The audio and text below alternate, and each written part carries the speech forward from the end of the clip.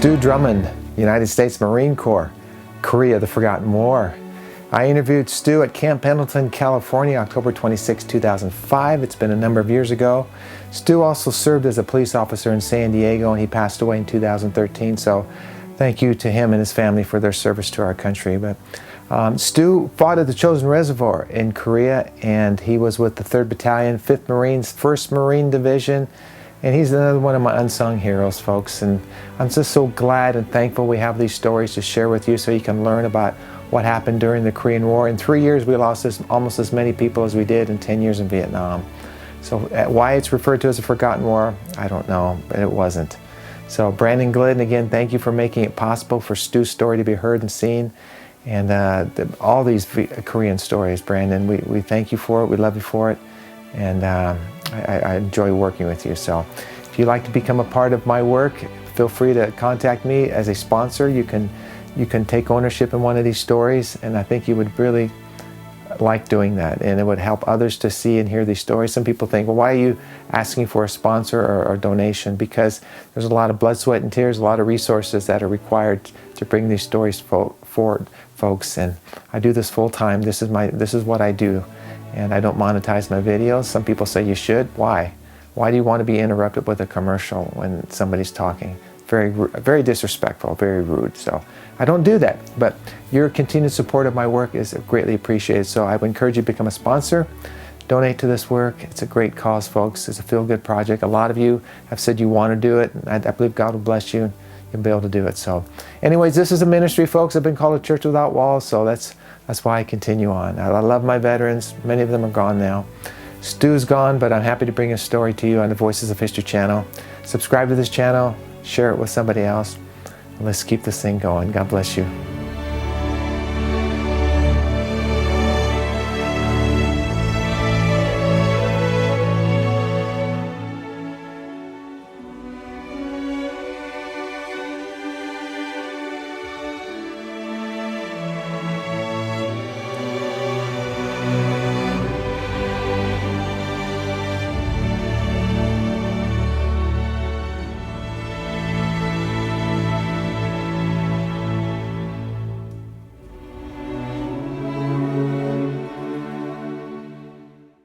Today on the Chosin Reservoir and what you went through there. You were in that campaign? Yeah. Okay. Now I was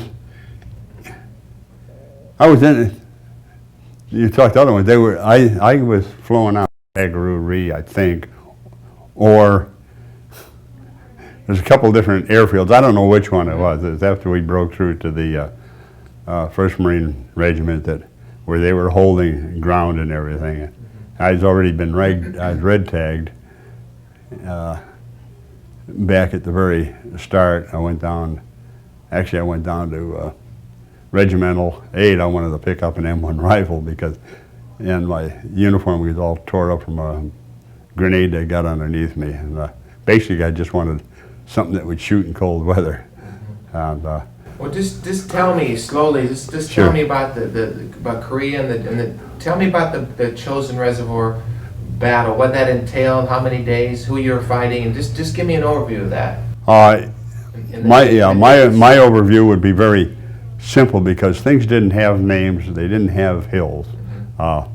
We were set up below on the lowland with the scuttlebutt being that everybody would be home for Christmas. The other was that we were going up to the top, and if we went up the pass, it would be impassable, and we'd never get back down till spring. And it's funny because I went back in the regimental area to pick up supplies, and I saw Chesty Puller, he was 1st Marine Division, or Regiment, and the Catholic chaplain there, and both of them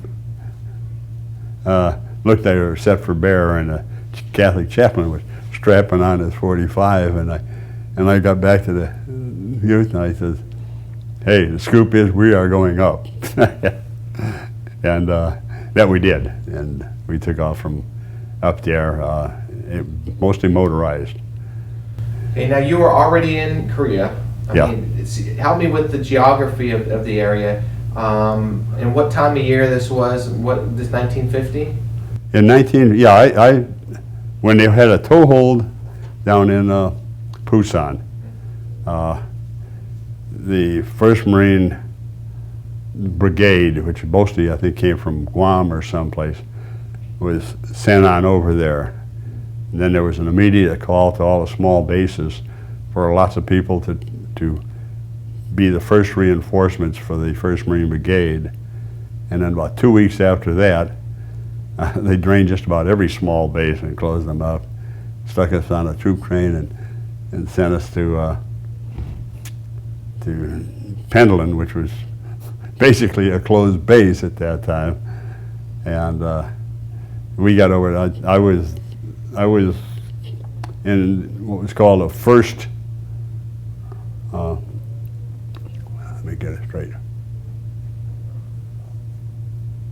We were the first replacement draft to make up, to change the regiment up to division strength.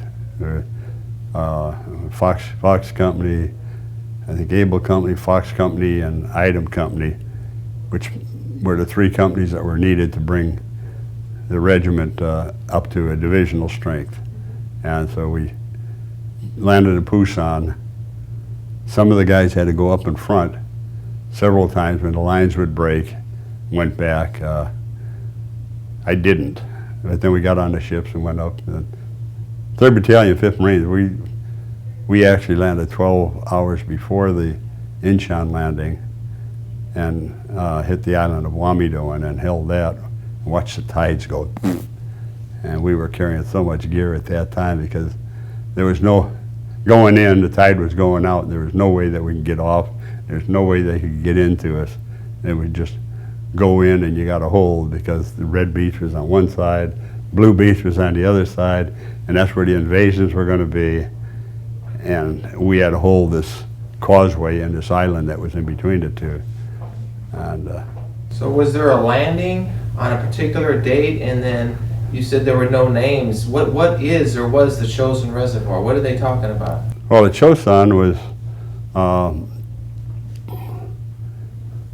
the Chosin Reservoir was, I can say, just a reservoir, power reservoir, I would assume, close to the Yellow River, up very close to the Chinese border. Okay. Now, I never saw the dam, and there was enough snow on the ground you weren't even sure sometimes if you were looking at the frozen reservoir or if you were looking at a field. But was there an actual battle there? So they call it the Chosin Reservoir? They talk about the campaign in Korea. Was that an actual 5-day battle or 2-week battle, or what was that? How do you describe I would, once again, the night that we got hit, we went from one area where our main thing was just probing attacks. And we had several of those. By that time, they were still saying there weren't that many Chinese up there, and we're starting to find out there were some. And we picked up from one spot, an Army unit came in and took over the place that we had been for over a week, and we moved up by vehicle for, it seems like 15, 20 miles or something like that. Evening time, we set up in this valley. We covered the hills on the sides, and I got stuck in a draw. And that happened to be one of the draws that really got hit. I have no idea. They were so intent in coming down through that draw that I was just firing a free gun, and anything that was moving I was shooting at, and they were so intent in getting by, even though I was a machine gun firing tracers and everything like that, and probably only 15 foot away from the ravine where most of them were coming through. They never even sent anybody up to try and get rid of me. There was that many. And so that was one of the breakthrough points.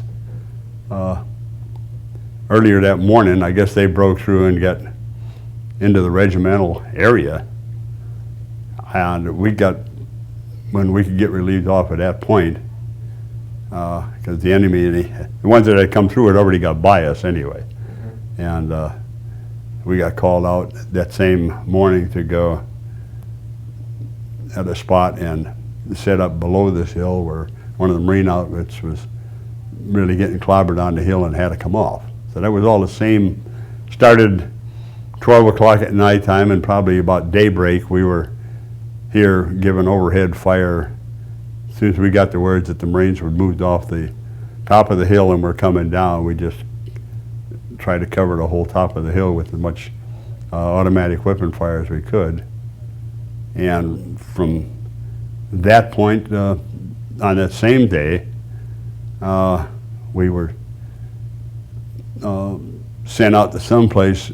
At this time, the 7th Marines and the 5th Marines were both basically together. And we got on almost the same day, as far as I know. We ended up being told that there was a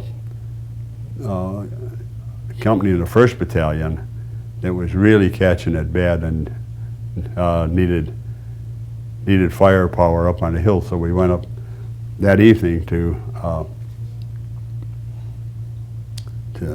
fill in for the wounded and the dead that were there, and that was a firefight and a half, because we only had about 10, 12 foot, strictly hand grenade range, and by this time I'd fired the machine gun enough on the top of the hill that it was jamming. I couldn't, and I get 2 or 3 rounds off.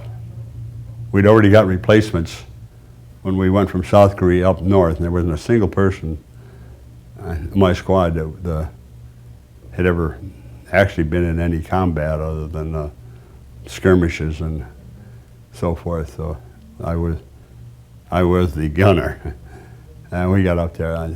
Probably one of the worst things is actually I heard that it might. I had a real good friend that was in the 1st Battalion, Able Company or something. I don't know. That's what's wrong. You don't know. Nobody tells you. My mind, it was that because there was a dead Marine that laid 15 foot out in front of me, and right in my field of fire, and then the crest went down. And when I sat up there, and I said, well, he's right where I'm, and the other ones had tried to go out and pull him out, and he's definitely dead. And but it was too hot of a spot. You just couldn't get there without probably getting yourself shot. So I just left him there, and through the night, I know I must have shot him 100 times. I don't know. Well, Stu, was there a day that, now again, am I saying it wrong, the Chosin Reservoir, was there a day that campaign or battle began and a day it ended, or was it an ongoing thing? Or what? Well, to me, that was the first day. The first night was, we just heard, we were slothful. They were told to dig in. I had one listening post out in front of me. We were given a password, and we got told that there's a rock outfit on one side and somebody on the other, but sent out one gun from our gun section out in front, and as far as I know, they were the most forward ones. And it wasn't too long in the night, I'd say midnight or so. First idea that we'd ever get under attack. I mean, they said fill sandbags, but there was nothing to fill them with but frozen dirt, which didn't do any good, but we did. And we actually set up in a shelter house. And I'd go on the gun, and the weather was cold.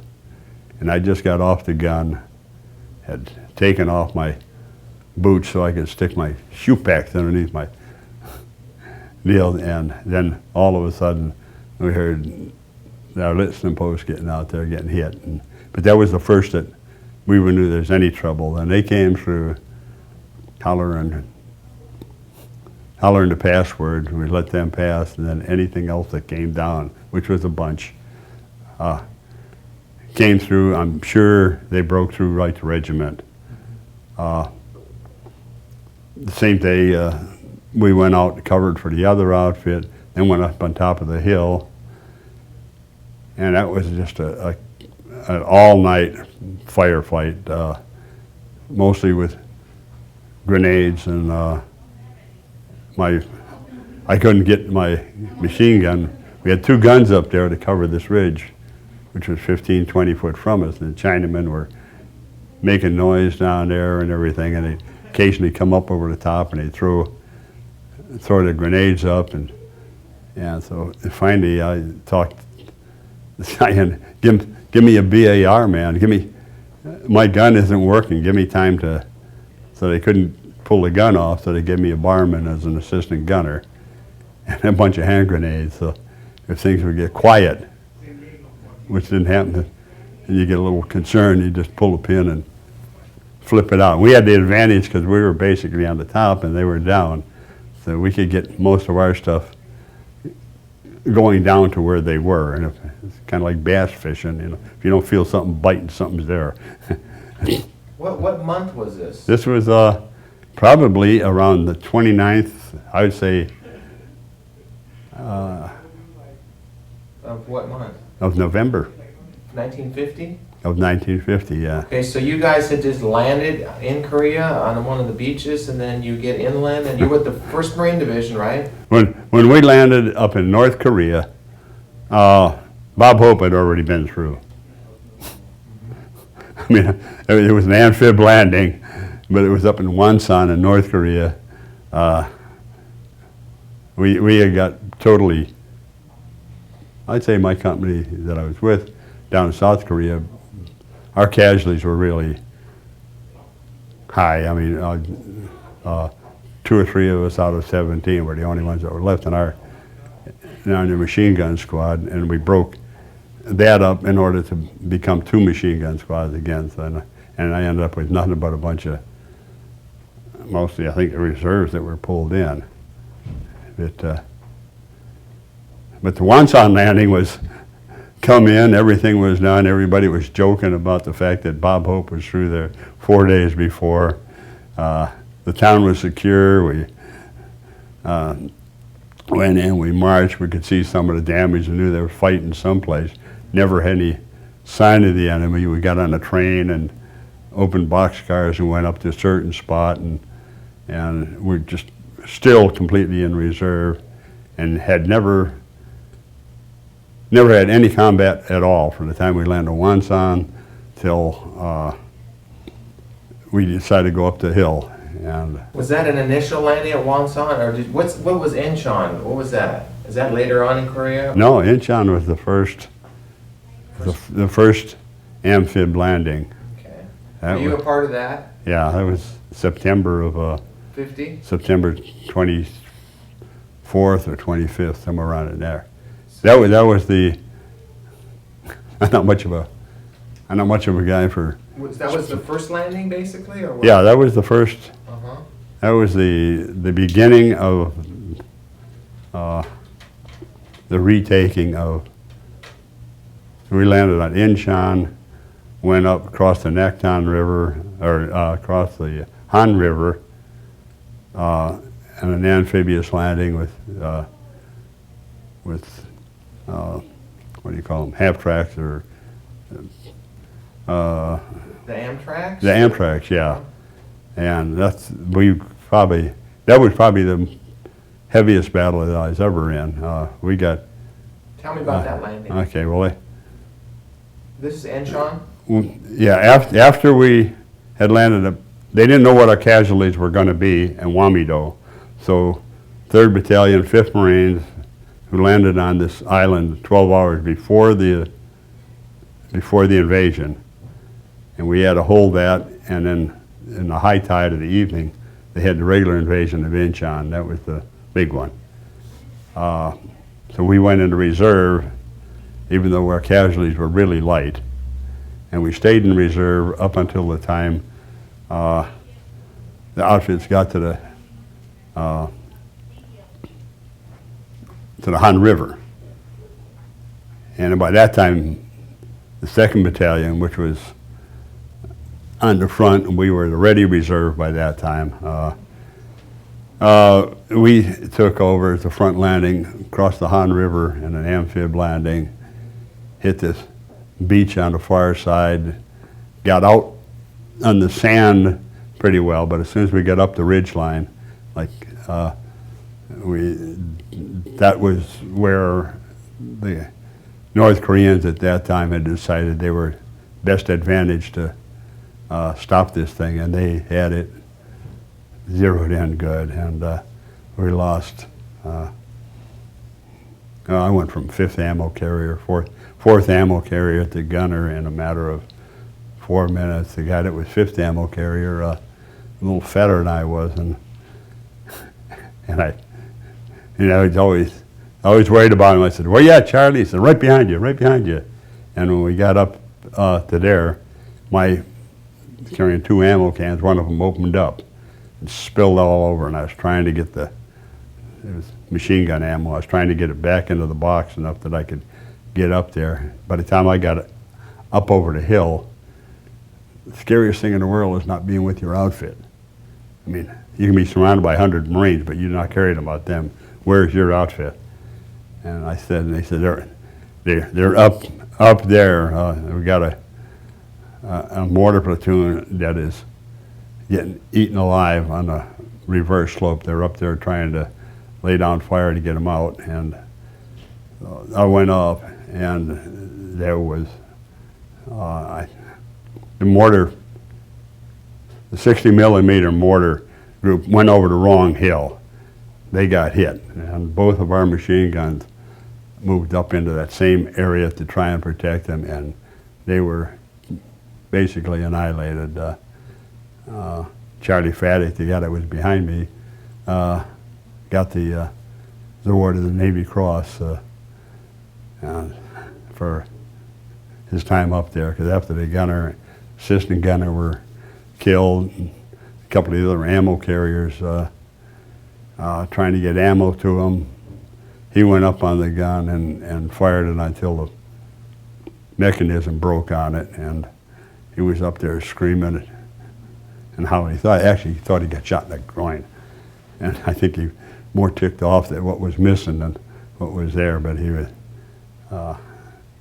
he got up, and at that time I went down there, and he was just standing up, mad, telling everybody, "Get up here, get up here." So this was the NMHOM landing? Yeah, this was it was the crossing of the Han River, which is a really important landing. And anyway, from that point on to the time we were the first troops, Marine battalion, 3rd Battalion, 5th Marines were the first. We were on the assault when we went actually into the city of Seoul and the street fighting and so forth. Now back to this Chosin Reservoir. Again, that was November of 50. Yeah. And how long did that last? A month? 2 months? To get out, to me it lasted probably no more than 3 days. By the second time on the hill, I got caught by a grenade, and because the first day I didn't get a chance to get my boots back on, my feet and hands were already frozen. I went down on the 3rd morning, and that was just straight. I went down the hill on the 3rd morning, basically to help get some wounded down, to bring some supplies back up, and I wanted an M1 rifle very bad. And my parka was all ripped up, and one of my shoe packs was ripped up from this stupid grenade that went off, and so I went down to regimental aid where this would all be stored up, and I expected to go on out, and they looked at me and they hung a red tag on me, and that was the last I ever seen my outfit. Tell me about the cold. I mean, describe it a little bit, how cold it was and how that affected you, and did men freeze to death? And tell me about cold. All right, cold was the difference between being cold and getting inside. But when you're cold and you can't get inside, your body just tenses up and you can't do anything about it. And you try to, the little bit of C rations, and everything was confused. I know I sat there one time with my K-bar, and I was trying to chip out little pieces of, actually it's funny, I remember what it was even. It was spaghetti. And you just get these little itty-bitty pieces out, and you put them in your mouth, waiting for them to melt, but you could never get enough because it was too chipped up. And it was cold enough that after hit, we went, the very first night we went where the 11th Marines were set up. They were the only ones that I know that still had tents. And they put us in their tent with a warming stove. And that was like, wow, I got scared to death though, because they started shooting and I thought it was incoming. I thought it wasn't, they loaded us up the next morning and they took all the wounded and put us on these 6-bys. And before the first day was over, they said if there's any walking wounded, we need provisional platoons. We were getting eaten up by gunfire on the slopes of the road going out, and so a whole bunch of us from everything just became walking.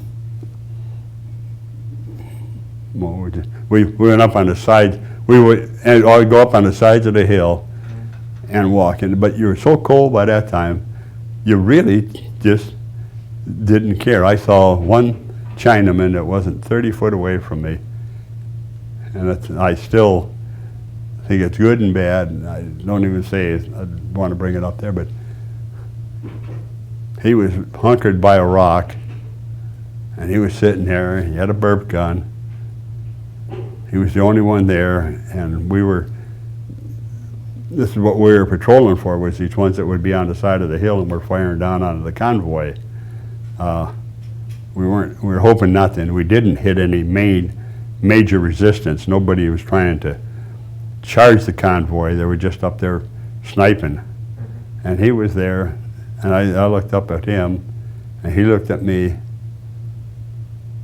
and I was so cold. I was a Marine. I mean, they said you go up on the hill. I went up on the hill, but I actually looked at him, and he looked at me, and I didn't shoot at him, and he didn't shoot at me. We just walked past him.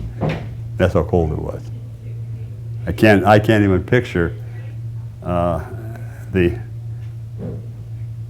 I can say basically I had that feeling before. I always I was a gung-ho Marine, and I considered that I was probably dead anyway. I wanted to act more like I'm already dead than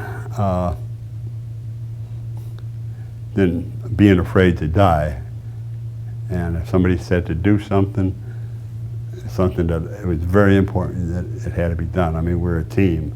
And what made the Marine Corps is the fact that when push comes to shove, you didn't leave your hole or your area, and the guy next to you, you knew didn't leave his. So you always had this feeling that, and the worst thing in the world would be a person that would break ranks and run. So you just didn't do it. It's not Marine Corps like. It wasn't a matter of whether I'm going to die or whether I'm not. This is what we were told to do. This is what we'll do. But when the weather gets cold and you don't get warm the next morning, there's just no relief. You just works on you and works on you. I had a shot of morphine, so that could have had a slight bit to do with it. But I don't think so. I think it's just cold weather causes people to do brave things, stupid things, or anything. And when you're cold I think it took us 3 days to go 11 miles or something like that to this airfield. And I was with a group when we came across the 1st Marine Regiment, which was holding, they were holding the line there that we could come through. And there was an airfield there. And saw activity up on the hill and hollered out a password, and they hollered back, and they were glad to see us because they thought we were relief. We were glad to see them because we didn't even know the guys we were working with. I mean, we were just a group of guys that were basically out of the med station, and we broke through to them. And at that time, we reported back to the main convoy, and they had one plane that was going in and out, and I got put on an airplane. I heard it was the last plane that went out, but you know how that is. And got flown out over there. So the other 10 or 11 days, or the fiercest fighting, I always felt took place from the time the Chinese really came in force for the first 3 or 4 days. They really did not want the 1st Marine Division to, the 7th and the 5th, they did not want them to join up with the 1st, because the 1st had the key to the pass going back down and to the airfield. And and after that I was in an Army hospital and Navy hospital, and the war was over for me at that time. Well, now, going back, why did they call it Chosin Reservoir? You said there were no names, so was it just a hill or a gully or what? No, the Chosin Reservoir, to me, that's all it was a name. It was supposed to be... Was it called that back then? Yeah, at that time, now you read some things now and they call it something else sometimes. So what did that mean to you then? Nothing? I mean... I didn't even know where Korea was at. I mean, like, where was Iwo Jima? Yeah. I had no idea. I didn't know that Seoul and Incheon were on the China Sea side. For all I knew, we might have been 50 miles from Japan.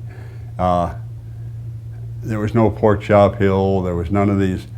Nothing had been given a name at that time. It was just the Chosin Reservoir to us was just a name of where we were going up that was on the Manchurian border, and it was at a high enough elevation that with only one road going up to it, and that road was impassable. After November, it was an impassable road to go up or down. So the Chosin Reservoir, when we started going up there, was a place that we were going to go up and be there, and whatever we had to be until we either fought through to a seaport up there that we didn't know was there, or else that's where we were going to spend the winter. Before that, it was, we'll all be home by Christmas. Well, when we started going up there, that was the end of the be home by Christmas deal. But it wasn't a... What was the objective of the Marines? To drive the Chinese out? I mean, why did you have to take that area or go through that area? Very true. Once again, I was a good Marine. I'm proud of being in the 5th Marines. When I seen the Army, I was particularly happy I was in the Marine Corps. And we were just told to go up there. I didn't know that the 7th Army was going up on one flank, and they were going up with trucks and just, you know, making super headway. But we were on that was the high ground, the no road, you know, there wasn't side roads or anything up there. They were just like going up Tioga Pass, if you've ever been on it. You know, once you start going up it, you go up it till you get to the top. So you didn't ask questions, you just did it because you were just told to go up there, and what were you going to encounter? I mean, Chinese with machine guns, or what are you thinking of? The straight scoop was the Chinese weren't coming. The scuttlebutt was they were wading across the Yellow River by the hundreds. The intelligence is coming back saying that's just a bunch of baloney. They've got some Chinese in there, and we heard. We were, I'd say the day before we moved up to the final spot where we got hit, our roadblock got attacked. They were trying to I think they were trying to take prisoners or something like that to find out who we were. And because one guy got drug off in his sleeping bag. They left him, but they were actually trying to get somebody out of there. And it was right next to where I was at, but with light machine gun or light machine gun, you don't fire everywhere. And we were at that position long enough, I had a stake that I actually driven in the ground where I could only traverse this far because I knew if I went any farther, I'd be shooting at this roadblock. But we watched it with the grenades and the 45s going off and burp guns and the commotion. Tell me what a burp gun is and what it does. It fires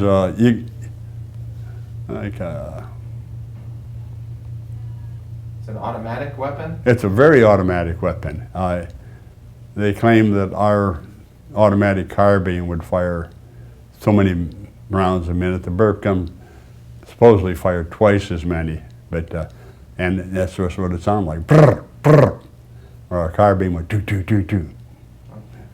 It was an automatic weapon that had a cylinder type deal on it, probably fired 150 rounds. It was basically put lots of stuff in, but I saw a person that was hit in the back 6 times with a burp gun. And he was in a hospital that I was at. He was taking a shower. And he had these marks across him. So the ineffectiveness, it was a gun that could sure pin you down, that could put lots of fire in, but it wasn't built to penetrate an awful lots of anything. It didn't penetrate enough of him because he was ambulatory. Do you think the cold was more of an enemy than the Chinese were? I think the cold was an enemy to the Chinese and to us. So I would say we were on equal grounds. Neither of us wore the right kind of equipment at that time. I mean, there was no body armor. There was no the things that we call shoe packs were replaced after that with thermal boots. Shoe packs did not keep your feet from freezing. Is that right? We didn't have just lots of things that we just didn't have. We had shirts from Red Cross. We'd been instructed that putting on layers of clothes was a lot better than not having things on and or just bulk. But it was, you had mittens, but how do you wear a glove when you're trying to strip a whooping and get the fire again and so forth? So, did you shoot any Chinese? I wouldn't have any idea the first night if I shot 20 or if I shot 220. They didn't holler the password. In fact, my first thought was, if they're not hollering,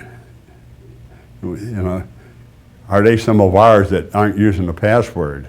But there were just such an influx. First, there was the gunfire in front, and I knew that was there because I've been there before. That was a listening post, and they were out there. And once they received something, the deal was for them to be coming back. And we were told, if they run into anything, they'll be coming back. And they were on the opposite side of this little ravine we were at. We were on one side, they were forward of us, maybe 150 yards. And I think we were the only 2 guns at that time, because truthfully, Marines were not expecting what happened. Didn't expect the front to explode like that. When they did, they just came through. The Chinese came through every draw they could, and the one that we were on, So the first set of guns went back, heard a few people holler and fish, and the last plate was the, and after that, the gunfire had stopped when they pulled out, heard a few grenades go off, both types of guns shooting and everything, and then there was nothing, and then this,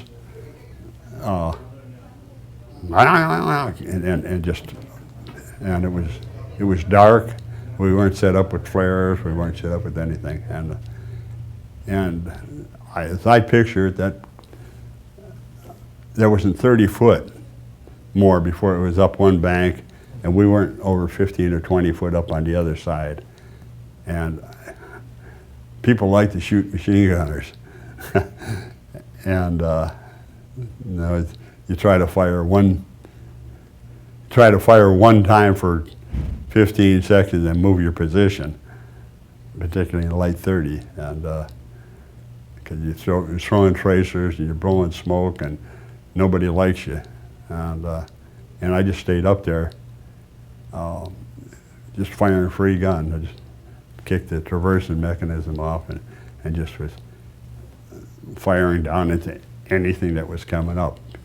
All I see was motion. Well, you mentioned your hands and your feet were frozen. Tell me how that happened and what that, I mean, they actually froze? I think it probably happened the first night because I got caught when the listening post got hit. I had just come off of the gun and had two other guys on the gun. Neither of them had previous knowledge. They might have fired the gun someplace back somewhere, but neither of them were combat or never been anything. And as soon as it started, I got one boot halfway on, the other one I had to leave off. And I'm sure that I didn't get around to putting my mittens on, because you take as much as you're coming off, and you get in those mummy bags. So it's just a matter of getting dressed as fast as I could and then getting out there. And I was probably out over an hour. And I think probably my hands and feet got froze then, but I didn't know it. I didn't know my hands and feet were froze until 2 days later when I went down to get well, because you're numb anyway, so. Yeah. Tell me why we were in Korea, looking back for some history here. Why did we have to go and fight the Chinese in Korea? The Chinese, we went over, number one, most people when I was in the Marine Corps had either been in World War II, or they got out, didn't like civilian life, and came back in. There's lots of double hash marked privates, and they called them the old Corps. And then there was us who were trying to live up to our image. Most of the people that were in the Marines then were ones that wanted to be a Marine. And, but you were always under the stigmatism when you tell them when you went in, oh, you're new Corps. And when the Korean War broke out, the duty station I was at, truthfully, had about 100 men. Portsmouth Naval Shipyard, Norfolk Naval Shipyard, Portsmouth, Virginia. Mostly a guard company, guarded the gates and had a brig. When they asked for volunteers, which was probably in June, right after the thing started, everybody on the base basically volunteered to go because that's what you're a Marine for. It wasn't a, oh my gosh, it was a, yeah, I can do it. And so there was a gung-ho feeling there. They took 50, and they left 50. But it wasn't just a couple weeks later when we were told we're going too. Now the 50 days it took to begin with, they flew them. Got them over to Pendleton and got them over there as fast as they could. With us, we took a troop train that stopped in every place in Louisiana Bayou all the way on down, and probably took 4 days from probably at least 4 days to get out to Camp Pendleton from Virginia. But everybody, I'd say that the average Marine wanted to go over there so they could fight a war. And the feeling was completely high, because that was in the midst of the Cold War deal. And the better red than dead was a fighting word as far as any Marine would be concerned. I mean, they went just the opposite. Hey, I would much rather be dead than red. Mm-hmm. And we got sent over, even though we didn't know where it was, didn't know the politics. We just knew that an American soldier got killed, and that these were communists. If you got to stop them someplace. And to me, when I got over there, I always thought to myself, no matter what it was like to me, and I think most people, this is a lot better doing it here than it would be in San Francisco. And that was the strength of my politics, you know.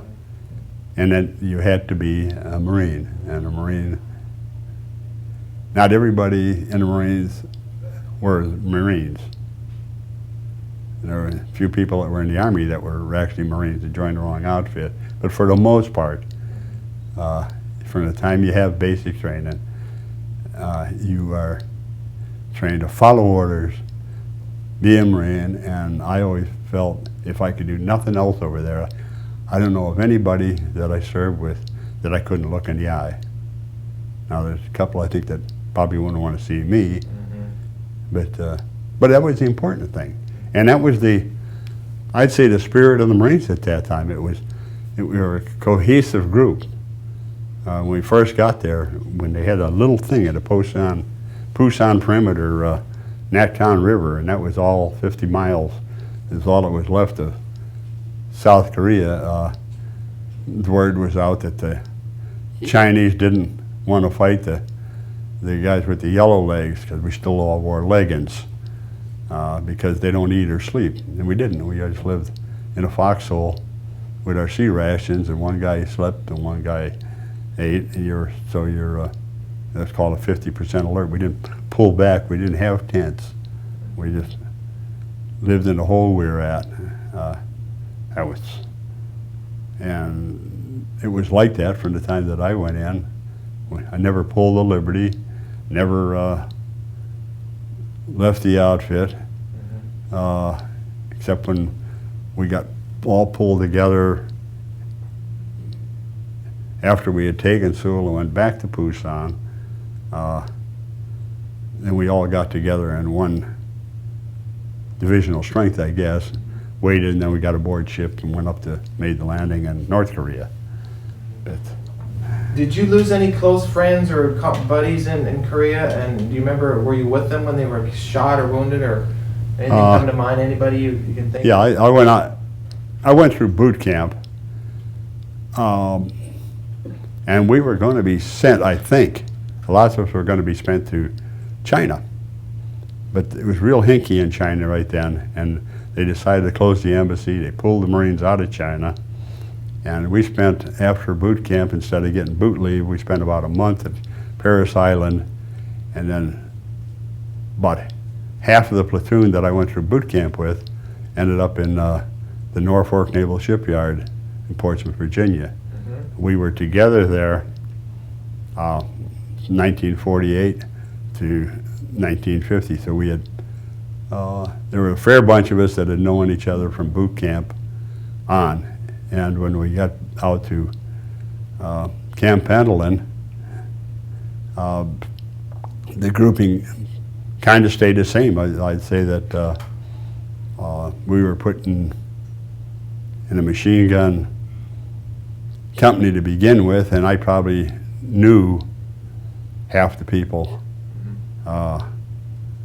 in our section, no, probably more than half in our particular section, which was 2 guns.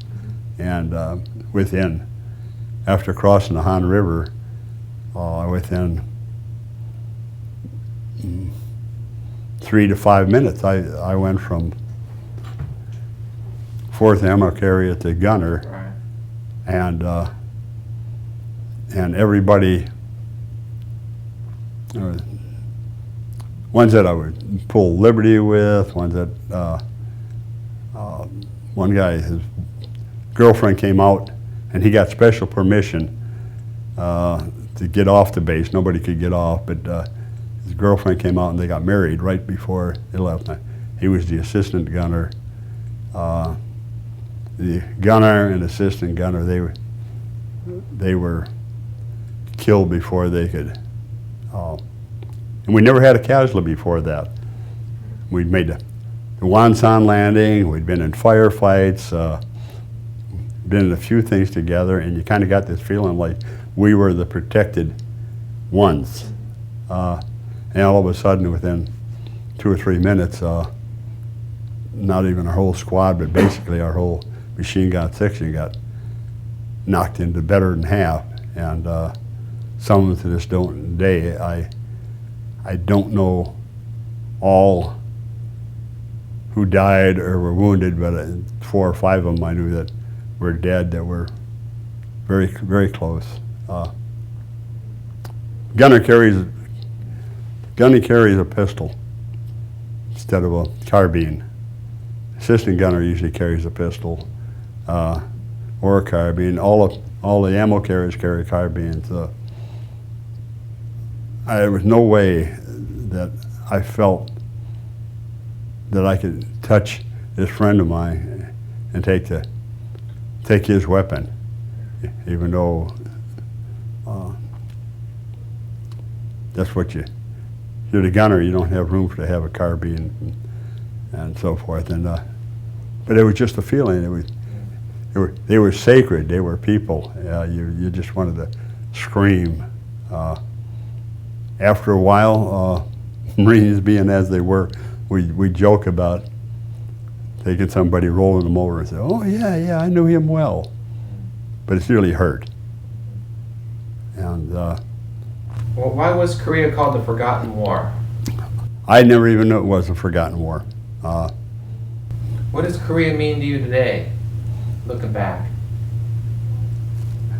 It's a bad thing to say, but probably the privilege of serving. And I learned who I am. And I learned who I wouldn't want to be. Marines did what they said. They needed men. I believe. I went into the Marines and I became a Marine. I used to joke and say, if the Commandant of the Marine Corps said march on Washington, D.C., I'd march. What was number 1 in my life? The Marine Corps. What was number 2? My government, United States. Number 3, 4, and 5, friends, God, family. I didn't know where they went. I look back now and I think, I'm glad I don't live there anymore. What does freedom mean to you, Stu? Korea, when we went to Korea, we had a World War II mentality. It was the stopping of a communist threat, that if we didn't go and do it there, we would be doing it in San Francisco. We didn't know it was a political conflict. We didn't know that that we were a part of a United Nations type of a thing. Those things all came out as later. It was just something, it was a place to go out and prove and win and stop communists from going anywhere. I mean, that to me was Korea, not even knowing where it was at. And like I said before, I was happy. When I would think about it being there and looking at some of the misery and the civilian deaths and the atrocities, I was just thankful to be a part of something that would stop it in a foreign country like that. That was Korea.